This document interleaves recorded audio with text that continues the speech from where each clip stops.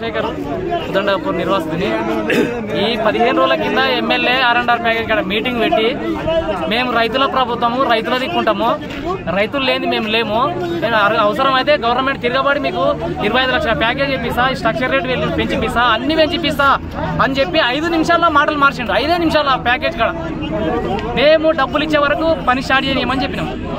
సరే అని అన్నాడు. ఇప్పుడు పని స్టార్ట్ చేస్తా అంటారంటే మేము ఒప్పుకుంటామా? 25 లక్షల ప్యాకేజ్ అని చెప్పిండు. 25 లక్షల ప్యాకేజ్ కాదు, అందరికి తాండా 5 తాండాలకి ఇప్పుడు ఏం చేసిండు? 16,30,000 వేసిండు. ఎంత మోసం ఇది, పచ్చి మోసం. నేను జీవో రిలీజ్ చేయించినా, నేను సీఎం సెక్రటరీకి పంపించినా, అన్ని చెప్పిండు. మీకు 25 పడుతుంది, మొత్తం జీవోలు క్యాన్సిల్ చేస్తా అని చెప్పిండు. తీరా చూస్తే నిన్న సాయంత్రం వరకు అందరికి 16,30,000 వేసిండు. ఎంత అన్యాయము! గవర్నమెంట్ ప్రైవేట్, ఇది రైతుల గవర్నమెంట్ కాదు, ఇది మోసం చేసే గవర్నమెంట్. ఇది నిండా ముంచింది రైతులని అంతే. మేము ఇప్పటి వరకు మాత్రము పైసలు ఇవ్వాలి, వర్క్ స్టార్ట్ చేయనియాలి. 10 రోజుల కింద మాకు 10 రోజుల కింద వచ్చిన ప్రభుత్వం డెవలప్ చేయాలి. డెవలప్ చేసి రిజర్వాయర్ని డెవలప్ చేస్తే మీరు డెవలప్ చేసినట్టే. ప్రజలు ఒక హామీ ఇచ్చారు, ప్రజలు మిమ్మల్ని ఎన్నుకుంటారు, మళ్ళీ వచ్చే వరకు ఓట్లేస్తారు.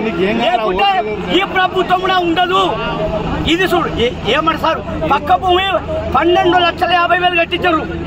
పక్క భూమి ఆనాన్ని శివారు తేడా 5 లక్షల అంటే ఆనాన్ని సగం మంది కట్టిస్తారు. అది పక్షవాతం చేస్తున్నారు. భీమలింగం నా పేరు, మరి కృష్ణారం.